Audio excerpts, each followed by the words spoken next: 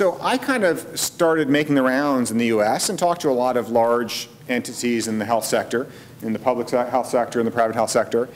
And I sort of characterized it. I would go in, I used this data like, everyone's got cell phones. This is actually data I always borrow from Ann Aiken at CDC.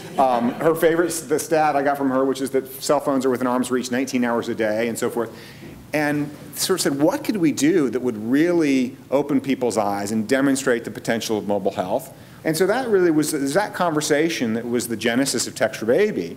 And frankly, it was really an attempt to create something that would really scale, would really kind of captures people's imagination and become a concrete thing that people could actually do. So a little bit of background, again, is sort of how this sort of came about. We actually just heard about some of the horrible infant mortality statistics in the United States. They're heavily skewed to low-income women, African-American women, concentrated in the sort of southeast. And so we basically put these slides together. All right, let's look at where infant mortality is a problem.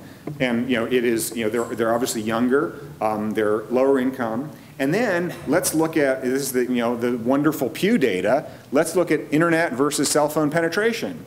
And oh wow, look. If you actually want to reach the people who have bad birth outcomes in this country, the web can't do it. Mobile phones are what can. And so that was the data that basically became the underlying kind of justification for Text4Baby. And so what it is, again, it's a free information service of National Healthy Mothers, Healthy Babies Coalition, which Arlene will talk about. It provides messages in English or Spanish, 3 messages a week by week through pregnancy and through the first year of your baby's life. One of the things that was really important is the first ever free mobile service here. The US is the only country other than Kuwait where you actually pay to receive messages. It's ridiculous and it's unfortunate, but but it's a real obstacle. And so as we were talking to the government and other partners about making this available, the cost, putting a cost burden on an end user was a real an obstacle. And so thanks to the partnership with CTIA and all of the US mobile operators, they agreed to make this a free to end user service. So the stated goals of the Text4Baby program was, 1, to demonstrate the potential of mobile health to reach pregnant mothers and new moms, and particularly among underserved populations. 2, to develop a base of evidence on the efficacy of mobile health interventions. And 3, to catalyze public-private partnerships, and I'll talk a little bit about that.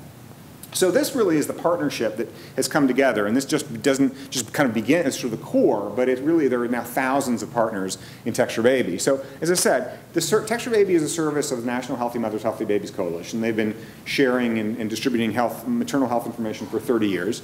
Voxiva operates the service and basically provides the interactive mobile health platform on which it's built. We work with all of the mobile operators through CTIA. They're a founding partner. Cineverse is there's an SMS gateway that we use to send messages back and forth to the carriers.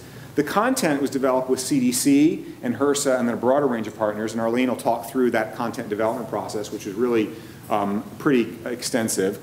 And there again has been a broad sort of publicity and promotional campaign, but it's really simple. Basically, a simple call to action: text baby or bebe to 511411, enter your due date and your zip code, and then you're signed up for it. And you basically enrolled in one of these protocols of messaging. I think that what's interesting about it is we're using a lot of this traditional channels of sort of health communication to get the word out about this call to action. I mean, CDC and public health people have been putting up posters, public health posters for centuries, right? I mean, we've been doing this health communication like that forever. The difference is that call to action. And so you work really hard in using traditional means to get someone's attention with a health message. But because of that call to action, they're now enrolled. We're now going to deliver we're going to touch that person and interact with them 256 times over the next 21 months. So again, you still need to raise the awareness. The difference is you're effectively, once you kind of get their attention for that moment, get them to that super simple call to action, you've now established a digital relationship, basically, and you're engaged and you're supporting them and you're with that person 3 times a week throughout their pregnancy and through the first year of their baby's life. I'm going to talk about some message content and our outreach efforts. As part of Healthy Mothers, Healthy Babies, it's really, really important to us that the messages that women receive are medically accurate, that they're understandable, and that they're actionable. We worked with a real range of healthcare providers and government agencies to determine what the priority messages are. we worked very closely with CDC. They provided us with, they basically worked with several divisions to determine what the priorities were from CDC, brought that evidence to us, and then we worked with them to distill the information down into 150 characters. We also worked with other agencies at HHS like NIH and HRSA. We worked with the American Academy of Pediatrics, with nurse midwives, with a variety of folks that work in communities, nurses and lactation consultants. Our content really spans the topic areas. As you can see, we have information on healthcare access. That's really important to us. We really want to get the pregnant woman into prenatal care if she already isn't. So we talk about prenatal care, and we offer a phone number through the Health Resources and Services Administration, their 311 baby line. If they call that number, they can be connected to the health department in their state and then to local resources, their local WIC department, their local prenatal services, or their infant services. There's also information, like Paul said with the flu, we have immunization information, immunization reminders, flu shot messages. We have information about drugs and alcohol. We have mental health, breastfeeding, car seat safety, oral health, just lots and lots of messages. Something that's really great that I love about using the cell phone is that we can get really important messages out really quickly to people. As Paul said, we sent that message out about infant formula. You all may be aware of the pertussis epidemic that was going on this summer, and that is still a problem. So we wanted to send information out nationwide about pertussis, which is whooping cough, and then also to California specifically, because that's where the epidemic is taking place. And with pertussis, it's really important because babies are not fully immunized for quite a while. So it's really important that anybody who cares for the baby is immunized and gets a booster shot. So we wanted to get that information out, and we were able to send this message out really quickly, and just address this really important issue. So as I said, it's really important to us that these messages are understandable, that they're health literate. We wrote them, of course, at a lower reading level, but that doesn't mean anybody's going to understand them or act on them.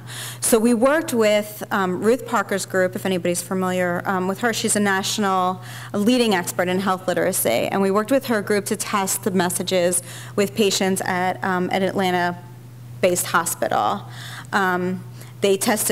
They did one-on-one interviews with women who were pregnant or new moms. And overall, the messages were rated well.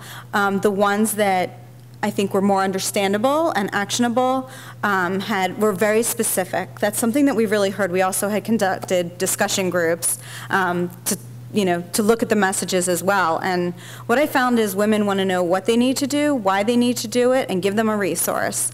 And those are the messages that seem to test the best. And the phone number especially was really important.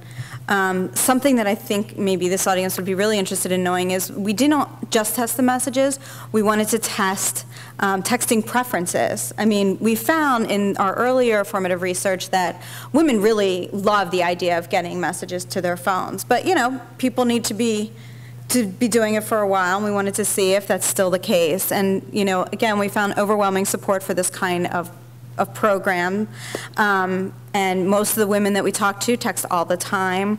We send the messages around 2-3 p.m. Eastern time. That seems to be the best time when people do want to receive them. And then, we really are interested in making sure the tone is right. We don't want to be telling, we don't want to be a teacher pointing at the person, you need to go get your shot, you need to eat this, you need to eat that. We really want the tone to be good. We want this to be, a partnership with these women. And we found we were a little worried because we don't use text lingo. Maybe we use an occasional you, we use DR period, to save on real estate. But what we found is those are fine. Half the women were okay with text lingo. The other half said, we'd rather not see it. So, I think that's something that we just need to talk to more people about and see what they think about that. Again, the direct dial is really important. We're trying in the messages to give phone numbers for more resources. There are a few websites, but we want to keep people using their phone. And we found that over 2/3 of the women could direct dial from their phone. And that's really significant because if somebody has to take an extra step and write down the phone number and then call it, we don't know if they're more like, are they less likely then to, potentially use that resource. So that's really good information. And Paul talked a little bit about promotion. It is so incredible that we've got all of these partners that are so excited and volunteering their time to promote this service among their constituents. As Paul said, we do have a lot of partners at the federal level. Besides HHS, we work with the Consumer Product Safety Commission, the Department of Transportation, and then there's other agencies that are also interested. I actually have a communications council now of like several organizations that are just so excited about Text4Baby at the federal level.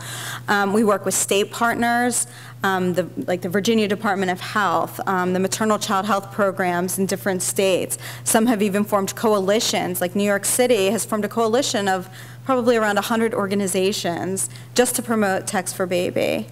So, they're just so excited. We really want to get to the service providers, or the educators, or the person that works for the health department that's going and doing the home screenings, or the newborn home visiting program, so that it gets to the end user. So as I said, we've got hundreds of partners. Again, we're using we're working with all different types of organizations. Some of the ones I think I didn't talk about are health plans, which are really, really important, especially the Medicaid managed care plans because they reach our audience. Some hospitals, businesses, the Heinz Corporation put up our posters in their lunch areas. Things like that. They're just so incredible, and they're hearing presentations. They're calling us. We're calling them. It's really just been an overwhelming support for the program. And these are some of our promotional materials. Just with any campaign, we do have posters, but we also have tear pads and cards, so the providers can just rip off one and give it to their patient. We found those are incredibly popular to just give them something small, and it just has the call to action on it, and they can go to the website if they have more questions. But we don't need brochures, we don't need anything else, because as Paul said, it's one simple action step and then they're signed up. And this is just an example of a couple of other partner activities. The USDA has been a really, really strong partner. They actually printed their own Text4Baby materials and got the information out to all of the WIC directors in the country. I think it went out to around 5,000 people. And then they printed extra so that their WIC directors could call for more materials. And WIC has been a really strong partner in that, we know that we can reach our population through the WIC centers. New York City Department of Health, as I said, they've got this great coalition. They're putting an informational insert, it's called a buck slip, into their birth certificates, that reach new moms. It's so creative. It's really, partners are just trying to figure out what resources they have, and they're putting Text4Baby into their activities. They even applied for a grant so that they could do more promotion. And then we've got a Healthy Mothers, Healthy Babies coalition at the local level, and they worked with their Walmart and their local university. They held an event at the Walmart. They called the radio station in. They had the local Cuban restaurant make some food for them for free. And they had this great event and signed up tons of women, especially, on our Spanish-speaking side. So, and while they were doing that, they, signed women up for prenatal visits too. So it was, like I said, I think when people really want to get involved, they get really creative and and really utilize their local resources. So right now, as Paul said, we're closing out on 100,000, which is really exciting for people who have enrolled. We have over 5 million messages sent. And then a month before delivery, we ask folks if they would recommend the service to a friend, and 95% of people that responded have said that they would. Now, what's really important about this service is that, we really want to build this evidence base and meet our goals that Paul described. We have several evaluations taking place right now. We have a national evaluation. It's going to be done at federally qualified health centers, and it's going to look at text messaging as a form of communications, the medium of text messaging, the impact on knowledge, attitudes, behaviors, and they're going to see if it does influence healthcare utilization. Does the woman call that number to get prenatal care? The Department of Defense is one of our partners. They are taking the messages and keeping the medical content the same, but then putting in some of their own resources, and they're going to see if it's effective in the military health system, and they're going to be able to look at behavior change among their moms. Inova Health System, that's a project we're doing through our Care First Blue Cross Blue Shield grant. We have a really robust implementation team there, and we're going to be working with a local hospital in Virginia to probably do more like qualitative research around text messaging itself, and maybe some of the more basic questions about using this program. Emory is doing a text messaging program. This is completely separate from our health literacy testing, but they're going to be looking at behavior change among WIC clients. And then the health plans, we have a couple of health plans that are interested in looking at their claims data and looking at clinical outcomes and seeing if there's a difference. And this is just to let you know, we're really excited. We won the Text4Baby won the HHS Innovates Award. This happened just a month or so ago. We were one of 3 winners, and this is just so significant that Text4Baby was honored. So if you'd like more information, you can go to our website, text4baby.org. You can contact us at info@text4baby.org. And we do have a weekly newsletter, and it just keeps you posted on enrollment numbers and what partners are doing. We have updates in maternal child health, updates in mobile health. So you can just go to that website, and it'll sign you up. It's really easy. And that's it.